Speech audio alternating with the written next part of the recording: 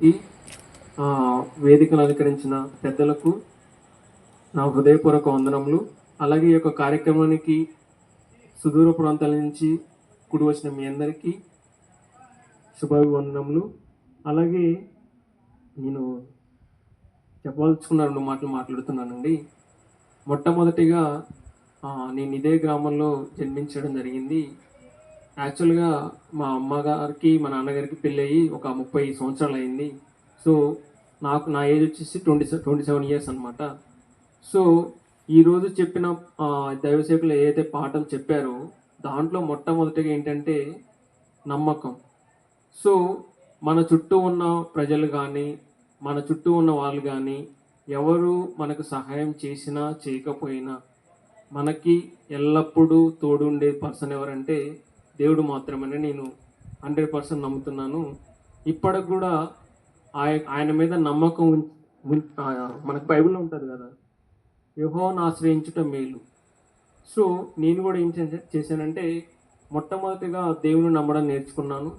అలాగే తల్లిదండ్రులు మా అమ్మగారు చెప్తారండి, ఎలాగైతే తిమోతి గారు తన అమ్మమ్మ దగ్గర నుంచి అలాగే తన తల్లి దగ్గర నుంచి ఎలా అయితే వాక్యం నేర్చుకున్నారో ఒకటే పాయింట్ చెప్తారనమాట మా తల్లి గారు, బైబిల్ బాగా చదువు, బైబిల్ బాగా చదువు అని చెప్పేవారు అనమాట. సో ఇప్పటికి కూడా బైబిల్ చదువుతూ దేవుని మీద నమ్మకంగా ఉంటూ ఈరోజు ఈ యొక్క స్థితిలో ఉండి దేవుడు నన్ను ఇక్కడ తీసుకొచ్చిన దాన్ని బట్టి ఆయన మీద నమ్మకం ఉంచాను కనుకనే ఈరోజు ఇక్కడ రావడం జరిగింది.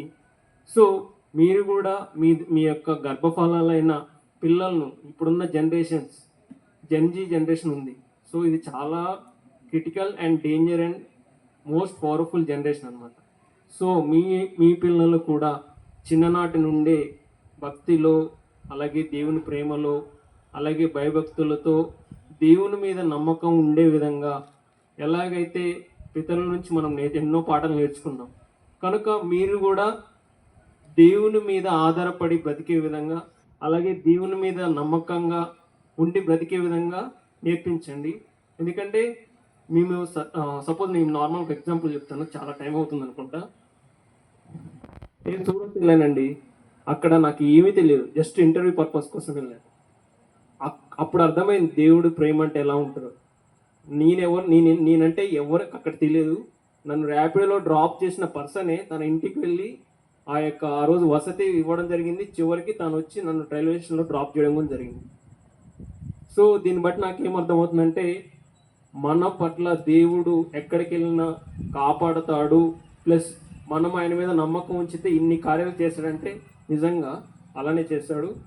సో నేను ఇంకా ఇలాగే దేవునిలో నమ్మకంగా ఉంటూ దేవుడు నాకు ఇచ్చిన తలాంతును దేవుని కొరకు వాడాలని కోరుకుంటూ ఈ యొక్క మాటలు ముగిస్తాను. ఇప్పటి వరకు నా యొక్క మాటలు విన్నందుకు థ్యాంక్ యూ.